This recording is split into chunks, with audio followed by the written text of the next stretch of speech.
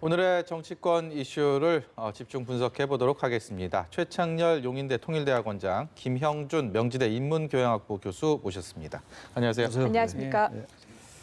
뭐니 해도 지금 국회 정치권은 윤미향 당선인 관련 논란이 며칠째 계속 이어지고 있습니다. 오늘 민주당에서 최고위원회의, 이게 최고 의사결정 기구인데 여기서 논의를 했는데 조금 전에 들은 것처럼 굉장히 원론적인 얘기들이 나왔습니다.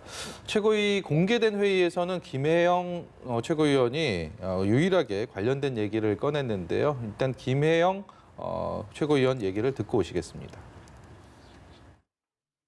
윤미향 당선인 관련 의혹들에 대하여 이 사안을 심각하게 보는 국민들이 점점 많아지고 있습니다. 윤미향 당선인이 과거 개인 계좌로 받은 기부금에 대해서는 즉시 거래 내역을 공개하고 사용 내역의 검증이 필요할 것입니다. 기부금 의혹이 국민적 관심 사안이 된 만큼 의혹을 조속히 해소하기 위해서라도 진상 파악을 위한 윤미향 당선인의 성실한 협조를 당부드립니다. 네, 민주당에서는 사실 확인, 의혹에 대한 사실 확인이 우선이다. 이게 공식적인 입장인 것 같습니다. 조금 더 나아간 진전된 견해가 나오지 않을까라는 견해도 있었는데 일단은 사실 확인 쪽으로 무게를 두는 모습입니다.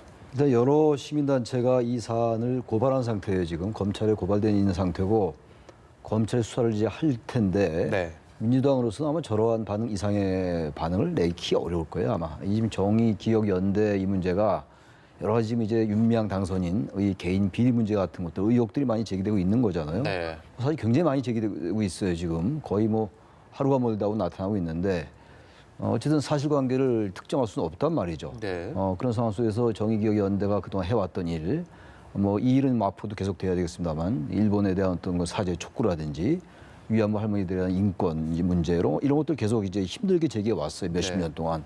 그런 상황이기 때문에 아직 사실로 확정되지 않은 사실을 가지고 민주당의 최고 의결기구에서 더 이상 진전된 발언 나오기는 어려울 것 같고 역시 관건은 여러 가지 제기된 의혹들이 과연 얼마나 사실에 부합하냐의 문제입니다. 네. 지금 제기되는 게 점점 많아지고 있어요.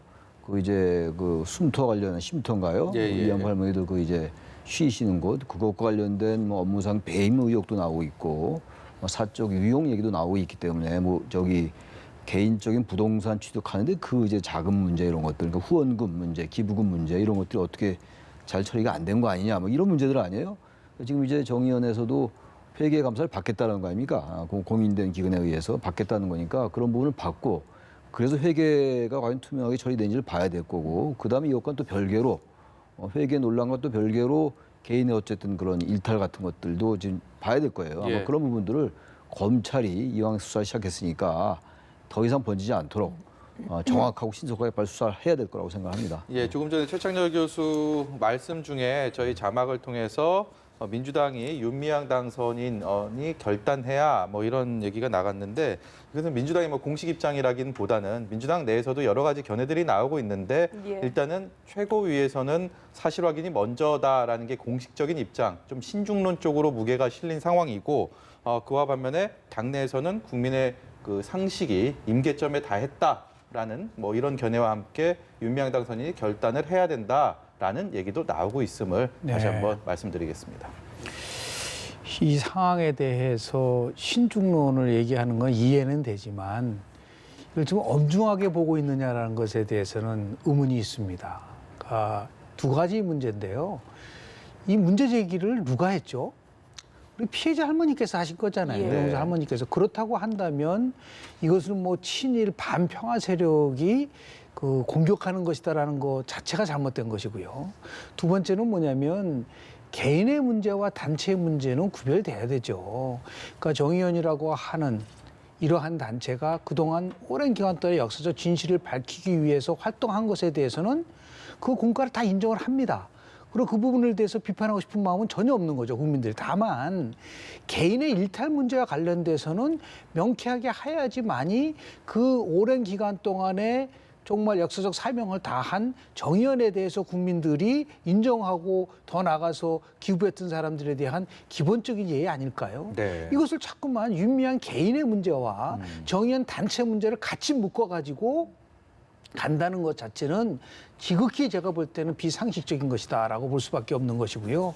더 나아가서 좀 뭐 이 정도 상황은 그렇게 신중하지 않다, 뭐 이렇게 큰 문제가 되지 않겠다라는 생각을 갖고 있다고 한다면 그것은 가장 큰 문제고, 가장 결정적인 문제는 뭐냐면 피해자 할머니를 위한 지원 단체잖아요. 예. 그러면 그동안 얘기했었던 정의연의 상당한 핵심적 원리는 뭐냐면 피해자 중심의 원칙이 지켜줘야 되죠. 그 피해자 중심의 할머니 중심의 원칙이 돼야 되는데도 불구하고 지원금이 제대로 되지 않았더라든지요. 쉼터 문제만 관련해서도 아니 피해자 할머니 의견은 쉼터인데 할머니도 전혀 모르고 있었다는 거. 이 사실 하나만 가지고도 보더라도 이거는 피해자 중심의 원칙이 아니라 도대체 정의기억연대라고 하는데 이게 진짜 정의기억연대인지 정의를 빙자한 연대인지 이런 비판을 받을 수 있는 요지가 있단 말이죠. 그래서 엄밀하게 따지면은 결국은 빨리 윤미향 당선자가 개인적 결단을 내려야죠. 이것을 당 차원에서 시간을 갖고 뭐 사실관계가 확인된다고 얘기한다면 네. 제가 민주당한테 묻고 싶습니다. 그러시고 따지면 유치원 3법이 만들어지는 사비 유치원의 회계 부정이 나왔을 때 당시 민주당이 어떤 반응을 보였었죠? 아, 회계만 깨끗이 해결되면 된다는 그런 거 하면 되는 겁니까? 아니잖아요. 예. 엄청나게 많은 국민들이 사립 유치원의 회계 부정에 관련해서 분노했고 예. 그리고 그것을 바꿔야 된다고 유치원 3법까지 만들었다면 그런 정당이라고 한다면 이렇게 회계 부정과 관련된 의혹이 나온다고 한다면 신속하게 처리를 할 수 있는 그런 용기를 보여줘야 되죠. 그게 굉장히 예. 실망스럽다는 말씀밖에 드릴 수가 없습니다. 예, 그 할머니들이 안성 쉼터를 아예 모르셨던 건 아니고 초반에는 몇 번 갔다라는 보도도 있었다는 점을 말씀드리고 싶고요. 통합당 같은 경우에는 지금 교수님께서 말씀하신 대로 사퇴를 촉구하고 있는 상황이고 국정조사도 약간 오락가락하고 있지만 이야기를 하고 있는데 민주당에서는 국조는 과하다라고 이야기를 하고 있습니다. 좀 어떤 견해 갖고 계십니까? 국정조사는 조금 이른 것 같아요. 그러니까 통합당에서도 그 얘기가 나왔었는데 자치제 이 문제가 대단히 예민한 문제잖아요. 일본군 위안부에 관련된 문제이기 때문에 피해자 할머니들에 관련된 문제라서 아주 조심스러울 수밖에 없어요. 통합당도 게다가 이제 한 열흘 후면 이제 21대 국회 개원하잖아요. 근데 예, 예. 국회 개원하자마자 첫 이슈가 이 문제가 돼서 통합당이 마치 이 문제를 가지고 이제 민주당을 정치 공세하는 것으로 비칠까봐 통합당이 대단히 신중한 것 같아요. 근데 이제 아직은 2단계인데 이 사안이 앞으로 어느 쪽으로 확산되느냐에 따라 달라질 거야 아마. 예. 어떤 검찰 수사가 진행되면서 사실이 아닌 것들을 밝혀진다면 가라앉을 수 있을 것이고 그렇지 않고 이게 몇 가지 의혹이 정말 사실이다라고 네. 서서히 밝혀진다면 설령 그건 뭐 기소 단계까지 안 가더라도 말이죠. 꼭 기소를 해야지만 사실관계를 특정하는 건 또 사실이 아니거든요. 여론들도 검증을 할 것이고 언론도 마찬가지고 그런 것들이 점점 사실과 가깝다라고 한다면 통합당의 국정조사 같은 것들이 힘을 받을 수 있어요. 그러니까 아직 현 단계에서는 국정조사 얘기는 아직 나올 때가 아닌 것 같고요. 역시 문제는 윤미향 당선인이 얘기하는 것들이 아직도 명쾌하지가 않다는 얘기예요. 예. 아까 말씀처럼 개인적인 문제와 이 정의기억연대 그리고 정대협, 정신문제대책협의회 이런 단체들이 이제 그동안 보여왔던 회계 문제 같은 건 대단히 중요한 문제거든요. 게다가 또 이 문제가 법적인 문제도 물론 중요합니다만 법적인 문제 이전에 도덕성이나 정당성의 문제는 대단히 중요한 거거든요. 따라서 이 문제는 어쨌든 정의기억연대가 그동안 해왔던 일은 뭐 추워도 진짜 의심의 여지가 없는 거죠. 그동안 네. 힘든 역경 속에서 굉장히 일을 많이 해왔어요. 그리고 앞으로도 지금 정의연의 어떤 정신은 우리 국민 모두의 것이니까 우리 국민 모두가 추구하는 것이고 그거는 반드시 존중돼야 돼요. 그동안의 활동이라든지 그동안의 여러 가지 성과나 이런 것들이 절대 폄하되거나 폄훼되면 안 된다라는 말씀 다시 한번 드리고 네. 다시 한번 강조합니다만 어쨌든 의혹이 제기됐어요.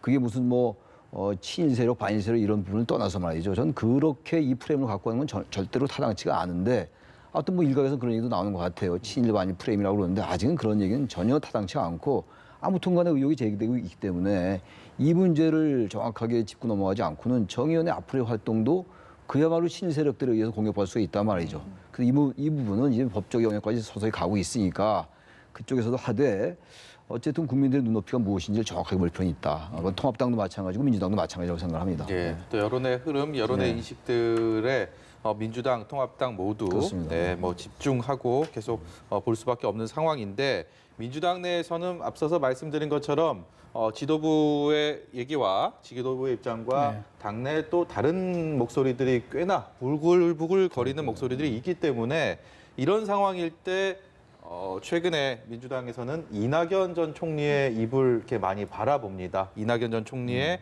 당내 입지, 위치가 있기 때문에. 근데 이낙연 전 총리가 이 문제에 대해서 사실 내일 윤미향 당선인이 과거 이제 포함돼 있던 지금은 민주당이랑 합당이 됐지만 시민당 출신 비례대표 당선인들과 저녁 자리가 있었는데 그걸 취소했습니다.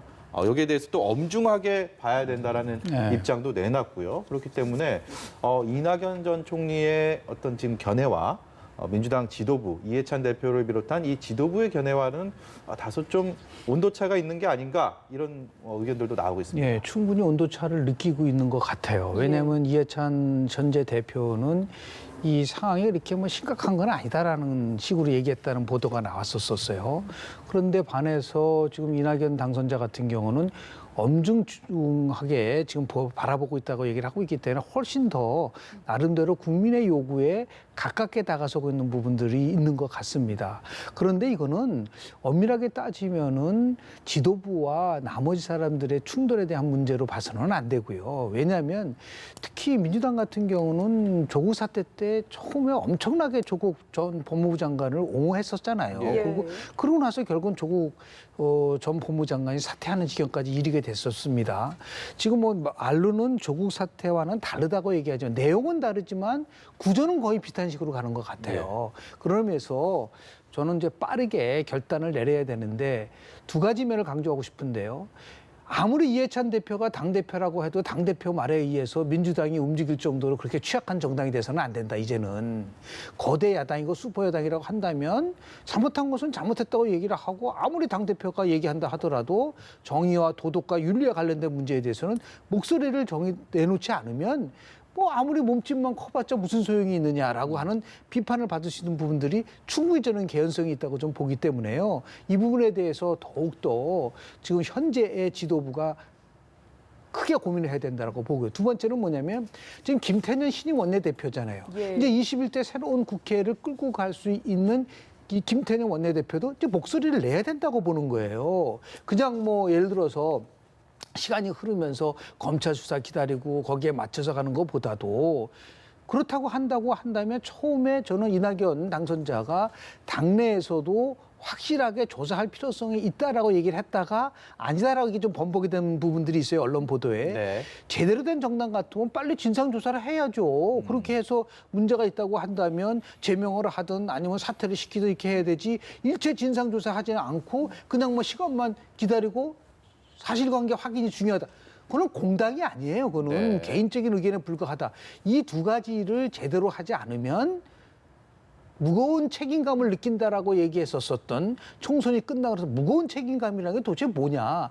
이러한 사항이 발생됐을 때 국민의 편에 서서 무거운 책임감을 느끼고 갈 수 없다고 한다면 네. 제가 볼 때는 21대 국회도 20대 국회랑 뭐가 달라지겠느냐라고 하는 그런 비판의 여지가 있을 수 있기 때문에 특히 새롭게 이번 21대 국회에 들어가는 초선 의원들이 훨씬 큰 목소리를 내야 된다.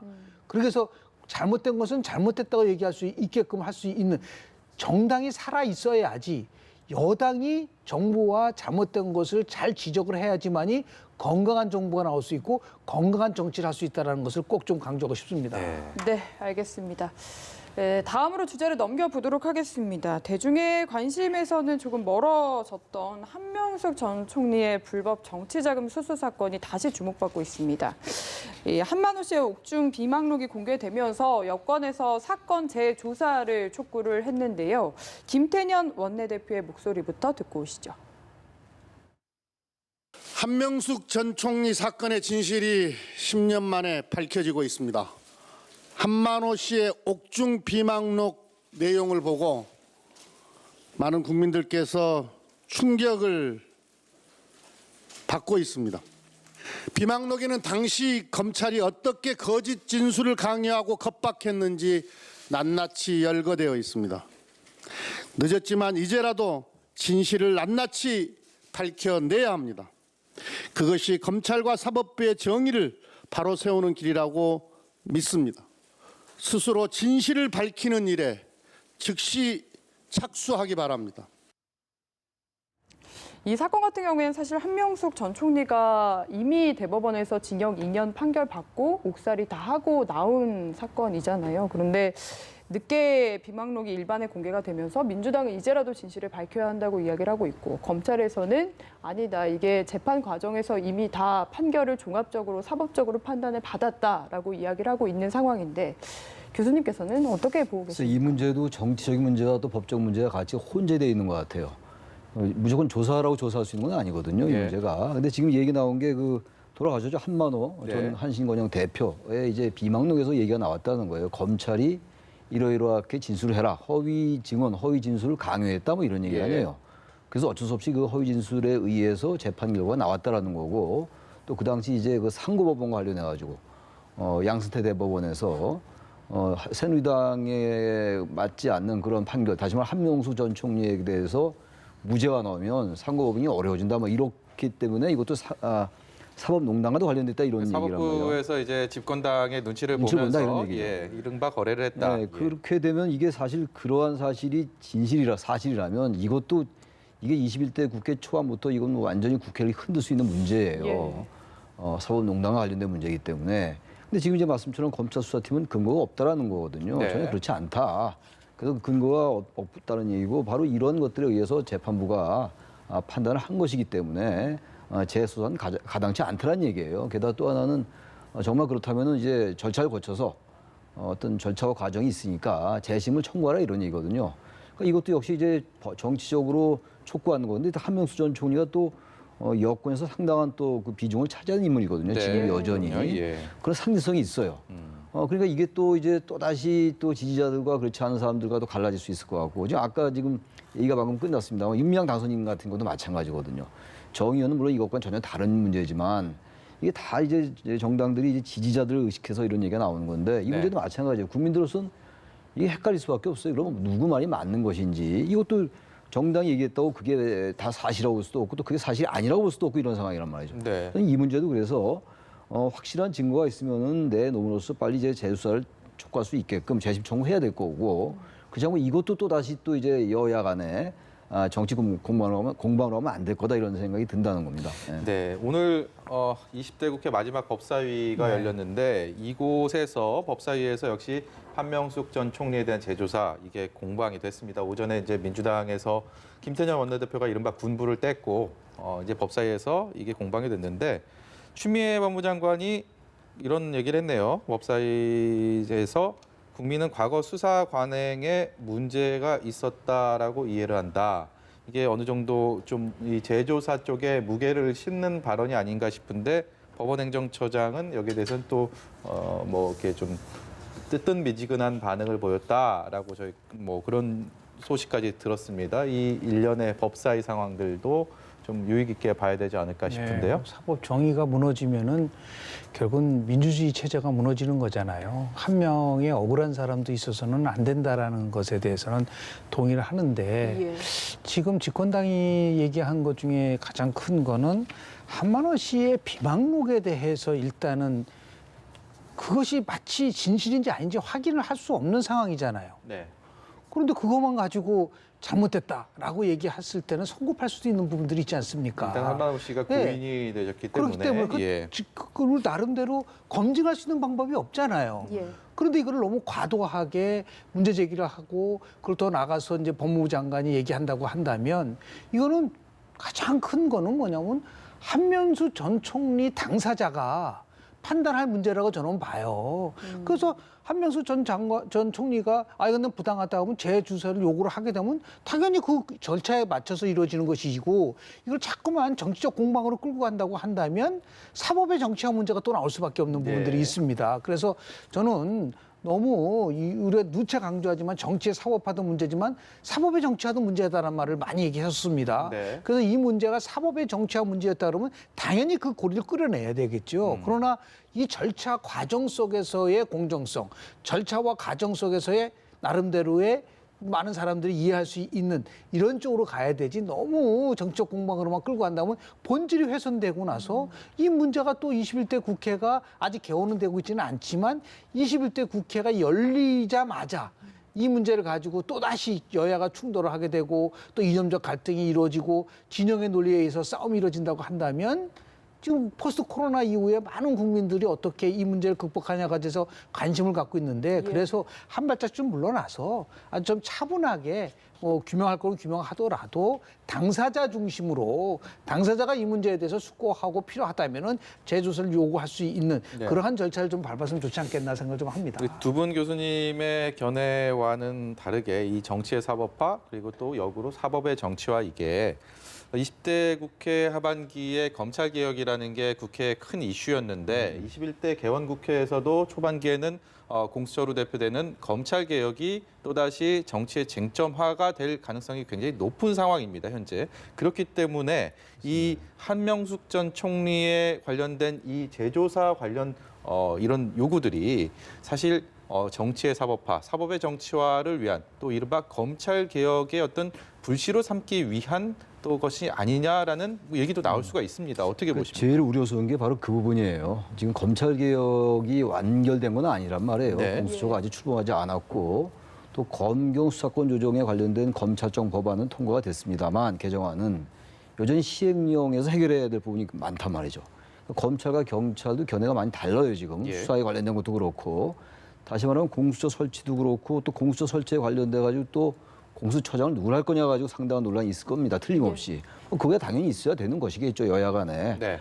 그 정도야 우리 정치가 뭐 어느 정도 감내할 수 있는 능력이 되는 거니까. 문제는 이제 검찰개혁 관련해 가지고 한명수 전 총리 이 건이 이제 불거지면은 이것도 비슷하게 될 수 있어요. 지난 정권 지난 뭐 현재 20대 국회입니다만 네. 조국 전 사태 때처럼 이게 지지자로 또 갈리고 이렇게 될까 봐 걱정스러운 거예요. 네. 검찰개혁이 있는데 또 공수처 설치와 관련돼 있고 법무부 장관이 또 여기 적극적으로 발언하기 시작하면은 이게 이제 또 대선이 2년밖에 안 남았단 말이죠. 21대 국회 개원하면은 여러 가지 개혁 얘기하고 있고 이제 포스트 코로나 이후에 우리가 어떤 리더십을 확보할 것인가 이런 것들이 주된 관심인데 그건 그것대로 하겠습니다만 정치권이 말 같지 않게 다시 이런 문제 가지고 정쟁으로 갈 가능성이 대단히 높다라는 거예요. 그래서 네. 이 부분은 우리가 이제 절제된 권력 얘기를 많이 하잖아요. 180석 대 지금 104석, 103석 이런 이제 차이가 큰 의석 차이인데 여야 간에 이럴 때 좀 이제 여권에서 좀 절제된 모습을 보여준다면은 뭐 이런 것들에 대한 공방이 있을 때 또 하는 거예요. 또 정치권이 하는 건데 네. 그렇다 하더라도 너무 과도하게 이런 부분들을 검찰개혁과 연관시킨다는 건 썩 좋은 프레임은 아니에요. 어쨌든 간에 국민들의 민생이라든지 경제라든지 이런 쪽으로 그런 쪽으로 여권이 더 권력을 잘 사용했으면 좋겠다는 생각이 듭니다. 네. 저희가 두 분께 꼭 여쭤보고 싶은 게 있었습니다. 이낙연 전 총리 얘기인데 지금 정치권의 또 다른 화두가 이낙연 전 총리가 과연 이해찬 대표 이후에 8월 달에 전당대회에 당대표로 출마를 할 것인가 아닐 것인가 여기에 대해서 전당대회를 준비하고 있는 많은 후보들이 주시하고 있기 때문에 이낙연 전 총리의 그 행보에 굉장히 많이 관심이 갑니다. 본인은 뭐 오래지 않아서 결단을 하겠다라고 얘기를 했는데 두 분께 그냥 단도직입적으로 8월 전당대회 당대표로 출마할 것 같습니까? 아닐 것 같습니까? 글쎄 뭐 그거 예측하는 게 뭐 그렇게 중요하지는 않을 것 같은데 일단 뭐 내년 3월에는 당권을 그만둬야 돼요. 당권 내권 분리 규정이 있기 때문에 대선 1년 전에 대선이 후년 3월이니까.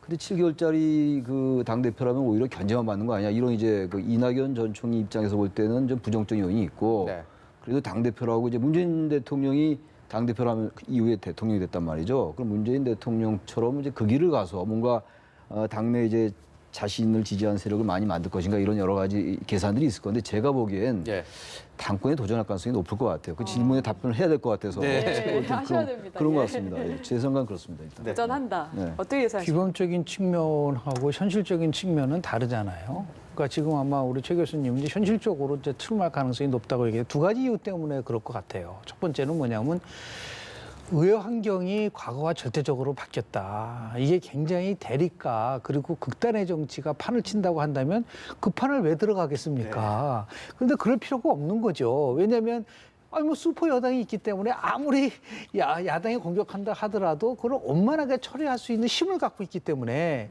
과거와 달리 충분히 들어가도 네. 이거는 뭐 내가 정쟁에 휩쓸지 않을 수도 있다라고 하는 그 판단이 첫 번째 이유고요.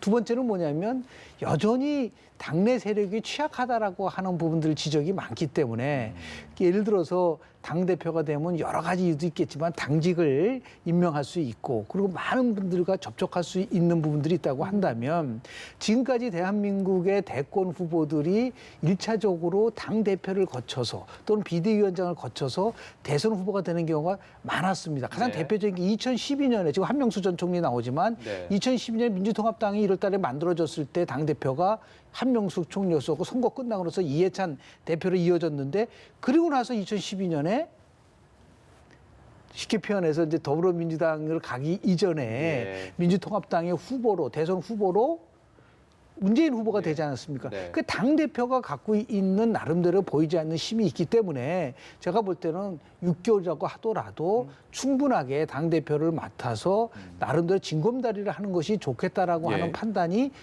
있을 수 있기 때문에 아마도 현실적으로 본다고 한다면 당권 도전을 할 수 있는 그 전망이 높지 않겠는가. 또 하나 뭐냐면 이 정도 나왔으면 지금 친문에서 된다 안 된다라는 게 굉장히 잡음이 많아야 되는데 예. 지금 전혀 그런 게 없잖아요. 예. 그러니까 결국 뭐냐면 그거는 뭐 이낙연 당선자의 판단이 있으면은 일단은 수용하겠다라는 뜻로 받쳐지고 있기 때문에 결국 이제 한 6개월, 7개월이라고 한다 하더라도 당대표 쪽으로 가지 않겠는가라는 네. 걸 조심스럽게 전망해 봅니다. 네, 두 분의 의견이 일치했네요. 네. 다음 이슈로 넘어가서요. 21대 첫 국회의장은 박병석 의원으로 사실상 확정이 됐는데 뭐 어느 정도 이것 역시 예견됐던 분위기가 많은 것 같습니다. 그래서 지금 뭐 여야 통틀어 최다선이에요. 2000년도 16대 총선 이후에 지금 6번, 이번까지 네. 포함해서 6번 내리 당선됐습니다. 그리고 이제 다들 아시겠습니다만 박병석 의원이 굉장히 원만해요. 여야 관계에서 두루두루 원만하고 특별하게 뭐가 나지 않죠. 대단히 합리적이고 그렇기 때문에 그러니까 민주당 내에서도 뭐 다른 이제 국회의장을 좀 바랬던 인물들이 있었는데 다들 일단 불출마 의사를 밝혔어요. 그러니까 예. 국회의장은 뭐 국회에서 선출하는 거니까 여권에서 되는 것이기 때문에 박병석 의장이 되는 거 거의 확실시 되지 않느냐 이렇게 생각합니다. 네. 일단. 예, 지금 김상희 의원 민주당에서는 국회 부의장에 단독 출마하면서 여성 부의장 사실상 여기 또 확정이 됐다 예. 볼 수가 있고 또 통합당 몫의 부의장에는 정진석 의원이 현재까지 유력하다라는 얘기가 나오고 있습니다. 이 의장단 면면이 지금 말씀하신 것처럼 그렇게 크게 그동안 좀 이런 표현이 좀 죄송스럽습니다만 좀 모나지 않은 네. 또 둥글둥글한 분들이 이렇게 해서 21대 국회 의장단 구성 일단은 좀 긍정적으로 봐야 되지 않을까 이런 생각이 드는데요. 우리가 전통이라는 게 있는데요. 다선 의원이 우선적으로 하는 전통이 있어야 예. 되잖아요. 6선과 5선이 있다고 한다면 6선 의원이 전반기에 맞고 네. 그리고 후반기에는 그 다음 순서로 간다는 게 자연스럽잖아요. 그다음에 김진표 의원 같은 경우는 실은 아픈 추억이 몇 가지 있어요. 왜냐하면 2018년도 지방선거 때 경기도지사 경선에서 이재명 후보한테 졌죠. 예. 근데 당대표 경선할 때 또 3등을 했죠. 네. 또 이번에 만약에 또 나가서 진다 하면은 저 사람은 계속해서 나와서 지는 사람이구나라고 하는 그런 부정적 이미지도 있을 수 있기 때문에 네. 순리에 따라서 자연스럽게 육선 의원인 박병석 의원이 먼저 전반부를 맡고 네. 그리고 후반부는 뭐 물론 그때 뭐 경선이 이루어질지는 없을지는 모르겠으나 그런 것이 굉장히 순리적이다. 네. 더 나아가서 우리 김상희 의원이 4선 의원이면서 국회 최초의 여성 부의장이 된다는 데서는 예. 정말 의미가 있습니다. 이번에 전부 다 59명의 여성 의원이 들어왔지만 예. 지역구도 실질적으로 보면 지난보다도 많이 됐지만 여전히 OECD 평균이 28%거든요. 근데 19%밖에 안 됩니다. 예. 그런 의미에서 봤을 때 여성이 국회 부의장을 맡는다는 것은 굉장히 상징적이고 유리천장이 깨지는 하나의 시발점이 될 수 있다는 면에서 뭐 쌍수들은 이제 환영할 수 있는 부분들도 있지 않나라는 생각을 좀 하게 됩니다. 예.